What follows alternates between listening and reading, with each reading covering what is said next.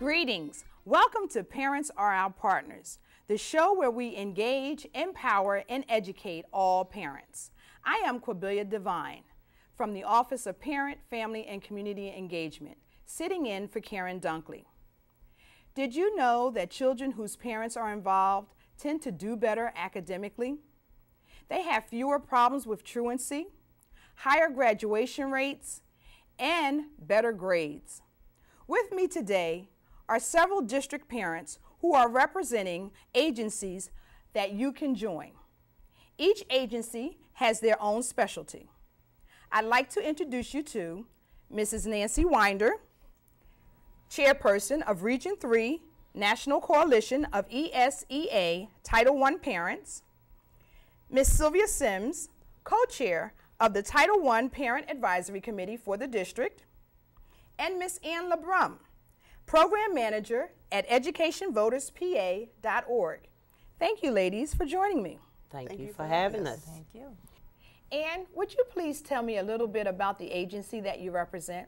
Yes, Education Voters Pennsylvania is actually an organization. We're a nonprofit, nonpartisan organization building voter demand for the best public education, including charter schools, that the legislature and the governor can possibly forward. So we're trying to get them to have their eyes on a vision that's down the road, and we want them to be working on that vision.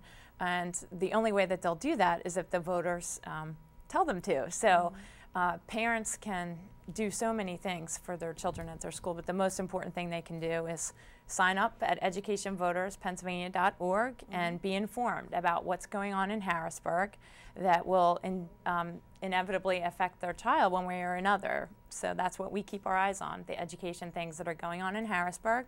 We let the parents know about it in simple emails. And Nancy, would you please tell us a little bit about your organization? I'm from Region 3, our National Coalition of Title I Parent. Region 3 is one of the region. We have several regions, and of that region, we have states in 5 states, which is Delaware, Washington, D.C., Pennsylvania, West Virginia, and Virginia. And we are made up of parents that are interested and are trying to get the policies and regulations that are handed down through our No Child Left Behind so that they can more empower our parents. So our organization is out there just empowering parents to be prepared to come back to their schools or their district to put out the message that they receive at our conferences and at our workshops. Excellent, excellent. Sylvia, and what does Title I Parent Advisory Committee do? Nancy, would you please tell us a little bit about your organization? I'm from Region 3, our National Coalition of Title I Parent. Region 3 is one of the region. We have several regions, and of that region, we have states in 5 states, which is Delaware, Washington, D.C., Pennsylvania, West Virginia, and Virginia.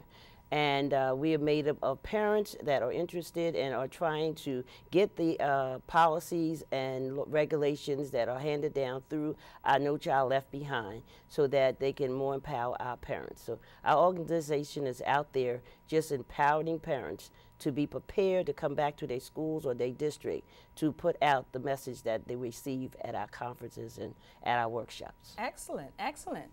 Sylvia, and what does Title I Parent Advisory Committee do? Title I Parent Advisory Council, what we talk about is Title I, the law is to try to close the achievement gap and to strengthen schools. And Title I was started in, I know I'm messing up. Can I just? Okay. Title I Parent Advisory Committee is a section of the No Child Left Behind Act of 2001. It deals with strengthening schools and trying to close the achievement gap for all children.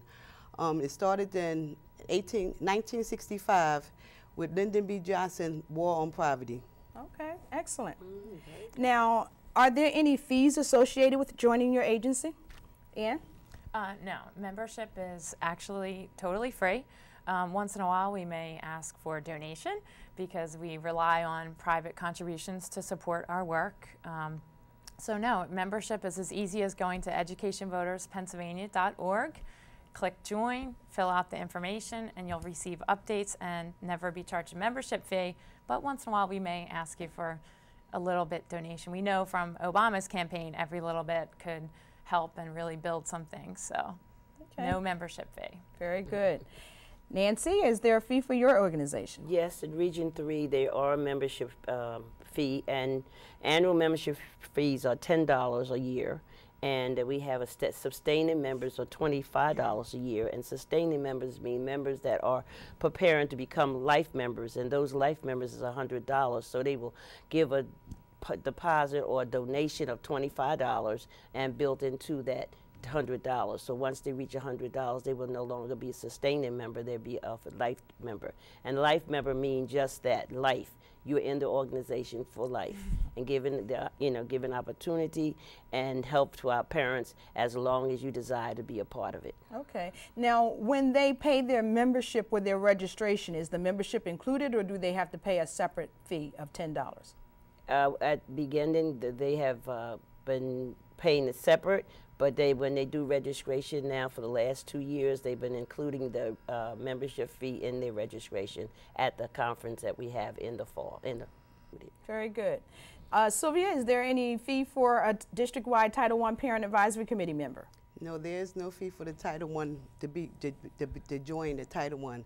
Our money comes from the federal government, so we don't have to pay anything. Okay, excellent. Now, what about meetings? How often do you have any meetings? No, we've recognized how busy parents are, and that's part of our mission is to make it easy for parents to stay informed. So we don't have meetings, but we do send emails out, and people can read them at their own convenience. We do have volunteer night, though. Once a month we have volunteer night. Anybody who so desires to come in and see the type of work that we do, and there's things that people can do on their phone or on the internet, and we have snacks and we make it fun, and that's volunteer night is the closest thing we have to a meeting. But we recognize that part of the whole mission of educationvoterspennsylvania.org, PA.org, is that it's difficult for parents to keep up with what's going on in Harrisburg, and this makes it easy for them to know what's going on, and there's no meetings. So when you have the volunteer night, where is that normally held? In our offices at 1315 Walnut Street on the 13th floor at the end of the hall. It's easy to find, so it's centrally located and accessible from public transportation. And again, all of our contact information is on the website, educationvoterspa.org. Great, thank you very much. Sure. Nancy, do you have any regular meetings in addition to the conference that you hold?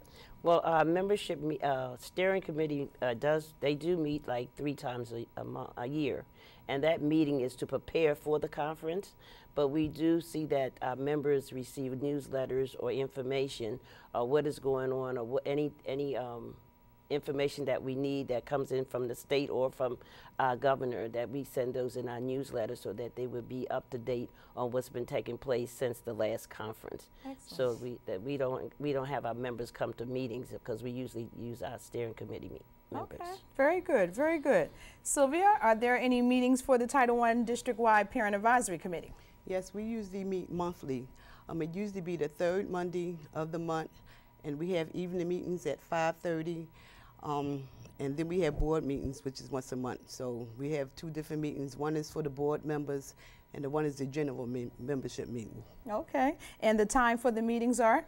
At 5:30 on Mondays, usually the 3rd Monday of the month. Okay, very good.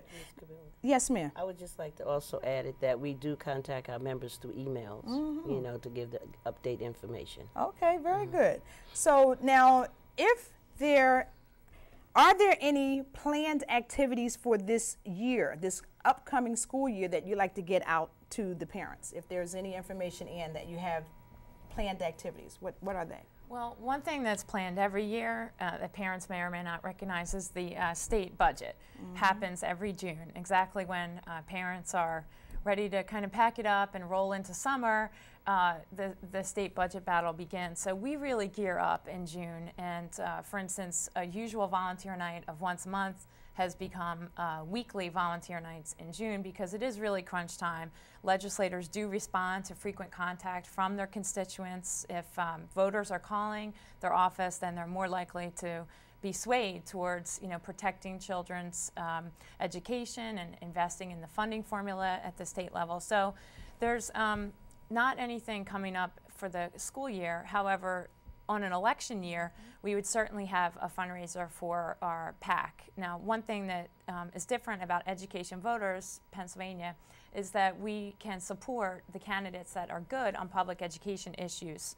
So that means that we have to raise some money to help the good guys get elected. As far as public education is concerned, there are people that really believe in public education and will do whatever they can do. We got to support those folks.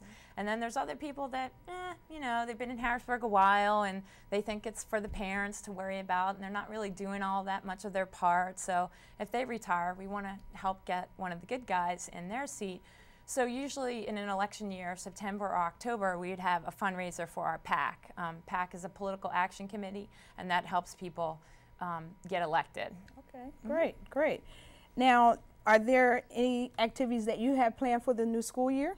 For the new school year, we have a steering committee meeting so that we can really put the information into all of the districts, schools, let them know what Region 3 is about and the accomplishments and why we want parents at our conference, so that when we send out our letters asking for support at our conference, they would know just why we are asking, and will send us more representatives from their different district. So that's one of our main efforts this year, is to make sure each district of our 5 different states be up to date and really be excited about our conference and be gung-ho and getting us parents there when we have our conference in March and early April. Okay, excellent. And Sylvia, what kind of planned activities does the Title I Parent Advisory Committee have going? Yes, we're going to have the Title I prep team. Parents are equal partners. And what we're trying to do is get parents in every school and teach them on Title I. We're going to have trainings. And what we're going to try to do is get every school going to have a Title I parent. And what are they going to do in the schools? They're going to do turnaround trainings and go back and tell the parents certain things that they have learned. We're going to still have our general meetings, and the parents can come down to the general meetings, but the prep people are going to have the main trainings, and then we'll do turnaround trainings so we can go back and take it back to the parents. Okay, excellent. Now, with those school-based prep parents, are you going to also have the regional parents doing anything? Yes, we're going to have what we're going to try to do is like each one teach one. We have the regional parents teach the school-based parents, and the school-based parents teach the average parents. Okay. I shouldn't say average parents, but just no average. Right, no. Just the parents that will not get the information, and that's what we're going to try to do. Just try to, trickle down, do a domino effect. Yeah. Excellent, excellent. So, if there was one thing that you would like to see the district do to help you in getting the information out about your agency, what would that be?